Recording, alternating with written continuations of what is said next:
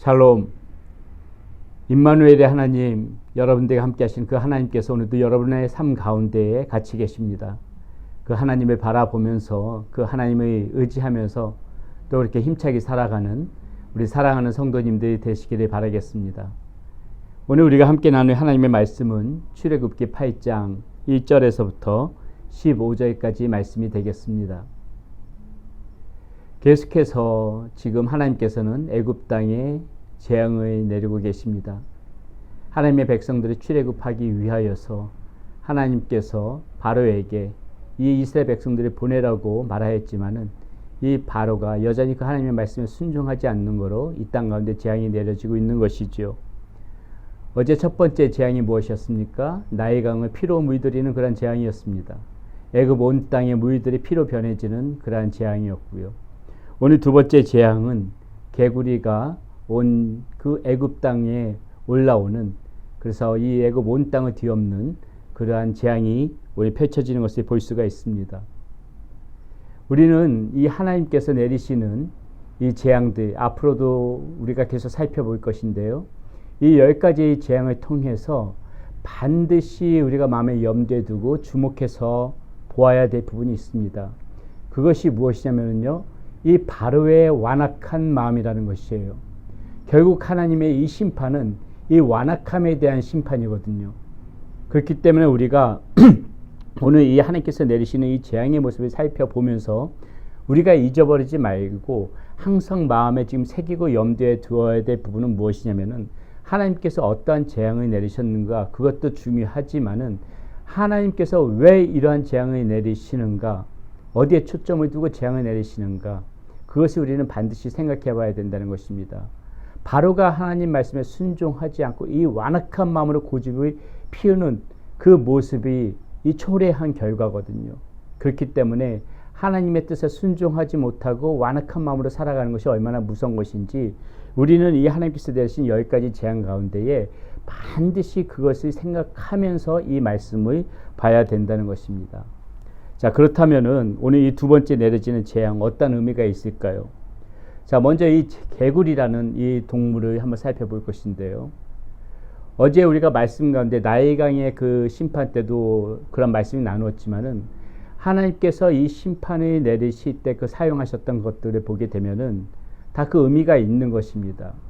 하나님께서는 이 바로의 완악한 모습을 통해서 사람에게만 심판을 내리시는 것이 아니라요, 이 애굽 온 땅에 팽배해 있던 그들이 섬겼던 이 우상에 대해서도 하나님께서 심판을 내리시는 것이거든요. 그것이 아무런 의미가 없음을, 너희들에게 전혀 그것이 헛된 것임을 하나님께서 가르쳐 주시고자 이 심판 가운데 그 의미들이 다 담겨져 있다는 것입니다. 어제 나일강이 피로 물드는 것들도요, 그들이 얼마나 나일강을 숭배했습니까? 나일강이 그들의 어떤 삶의 토대라고 그랬죠. 그들의 어떤 경제적인 수익을 가져오는, 그들이 숭배할 수밖에 없었던, 신으로 알고 섬겼던 그러한 나일강이었지만은 그것이 피로 변해서 그곳에 살고 있던 모든 물고기들이 떼죽음을 당하는 그러한 장면을 봤을 적에 너희들이 그 믿고 의지하고 신처럼 섬기고 있는 것이라 할지라도 하나님의 손에서는 그 모든 것들이 허물어지고 하나님의 손에서는 다 그것이 아무런 의미가 없음을 하나님께서 친히 보여주신 사건이 어제 나일강이 피로 물든 사건이라고 이렇게 말씀을 드렸습니다. 오늘 이 개구리가 이 애굽 온 땅을 뒤엎는 이러한 모습도 마찬가지인데요. 여러분, 이 개구리가 애굽에서는 어떤 의미가 있었냐면요. 자, 나일강이 이 범람하던 것이 12월쯤 되면은 이 범람하던 것이 줄어듭니다. 이때 개구리들이 가장 많이 번식을 하는데요. 이때 이 개구리들이 무트로 올라온다는 것은 이 비옥한 땅에 이제 이렇게 올라오는 것은 풍요와 다산을 상징했기 때문에 이 애굽 사람들은 어떻게 했냐면 이 개구리를 풍요와 다산, 그것을 상징하는 그런 신으로 섬겼어요. 헤크트라는 그러한 그 여신의 그러한 이름을 지어놓고 그 머리 모양을 개구리 머리 모양으로 해서 그렇게 우상을 만들어 놓고 신으로 살고 이렇게 섬겼다는 것입니다. 그렇기 때문에 하나님께서 오늘 이 개구리를 이용해서 이 애굽 온 땅을 덮게 하는 것은 다 의미가 있는 것입니다. 자, 이 개구리들이 이 애굽 온 땅에 올라와서 지금 어떻게 합니까? 풍요와 다산을 상징하면은 이 애굽 온 땅을 복되게 해줘야 되는 것인데 이 애굽 온 땅이 다 올라와 가지고 거기서 지금 이 모든 애굽의 모든 것들 다 망쳐놓고 있거든요. 이 하나님 기가 막히신 방법을 쓰는 것입니다. 그 다음에 어떻게 해요? 그들이 그토록 믿었던 그러한 이 개구리, 자신들 신처럼 생각했던 이 개구리들이 나중에 어떻게 되냐면은요, 하나님께서 그 개구리들을 그 뭇에서 다 죽게 만들어 버려요. 물속에 들어가게 한 게 아니라 뭇에서 다 죽게 만들어 가지고 그 땅에서 썩고 악취가 나게끔 만듭니다. 그 말씀이 어디서 나옵니까? 14절, 오늘 본 말씀 14절에 보게 되게 되면 13절 14절 볼게요. 이렇게 나오죠. 12절 말씀부터 봅니다.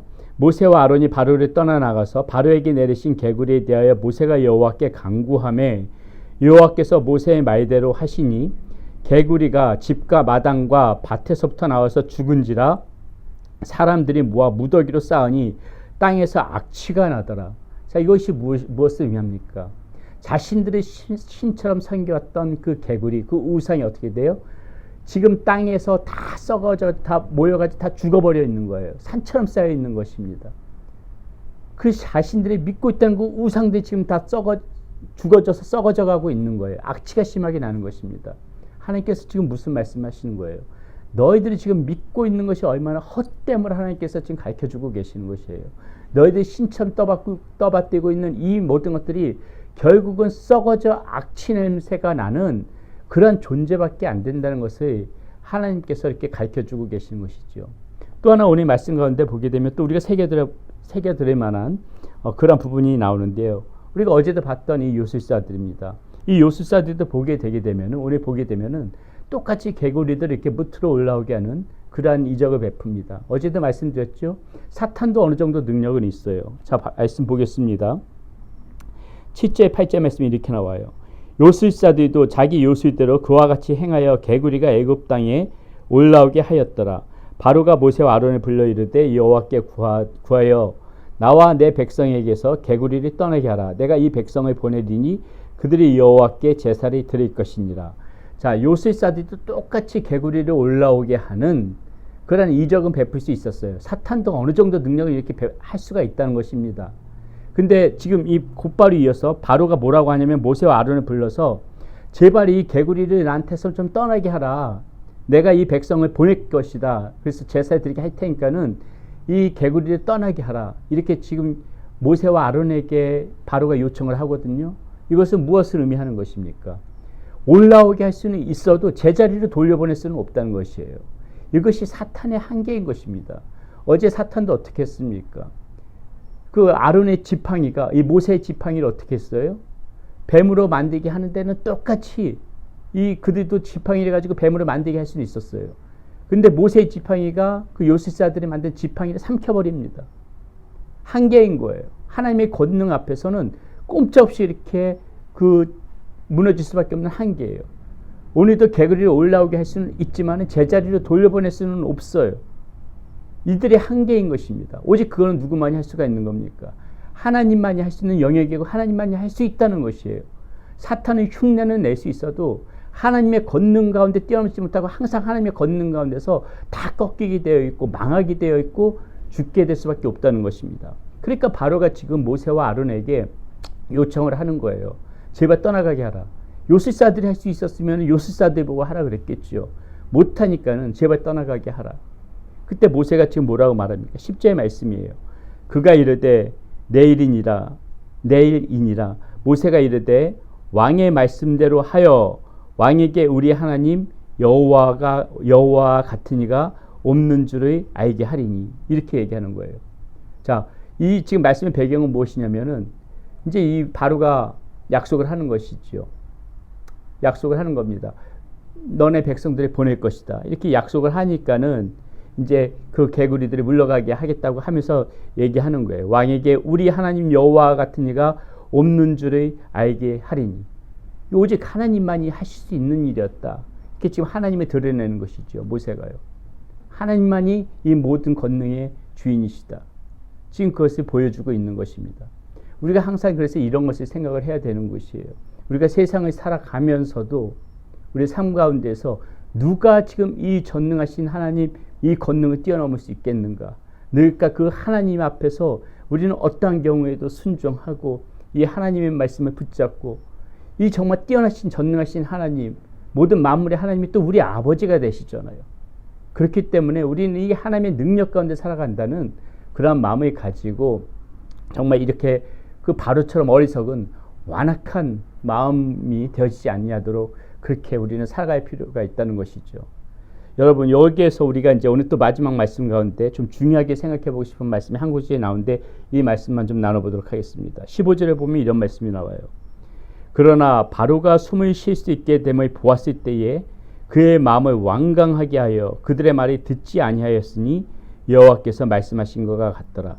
자, 이 바로가 어떻게 했냐면요, 이제 약속했습니다. 모세와 아론에게 너의 백성들을 보낼 것이다. 그래서 이제 이 개구리들이 다 죽게 만들었어요. 더 이상 이제 이 땅에 오르지 못하도록 그렇게 하나님께서 하셨죠. 그러니까 어떡합니까? 이제 비로소 좀 숨을, 이제 악취가 가시고, 썩어져 가던 악취가 가시고, 제대로 좀 숨을 쉴 때쯤 되니까 바로의 마음이 다시 완악해졌다는 것입니다. 여러분, 이 말씀은 우리가 시사하는 바가 큰데요. 우리가 이 말씀을 통해서 우리는 무엇을 한 가지 생각해 봐야 되냐면은, 여러분, 우리 어려울 때 기도 많이 하잖아요. 우리 힘들 때 기도 많이 하지요. 지금 이 바로의 상황이 만약에 우리의 상황이라고 가정해 본다면은요, 바로는 지금 이 자기에게 닥쳐온 이 고난, 이 어려움이 굉장히 힘들었던 것이에요. 그러니까 하나님 말씀에 지금 순종해서 너희 백성들 보낼 것이다, 이렇게 하나님의 말씀에 따르는 것처럼 보였죠. 그런데 이제 숨을 쉴만 하니까는 다시 마음이 완악해지는 거예요. 여러분, 이 바로의 모습이 우리의 모습이 되어지지 않도록 우리는 반드시 경계해야 되는 것입니다. 우리도 힘들고 어려울 때는 하나님을 찾을 수 있어요.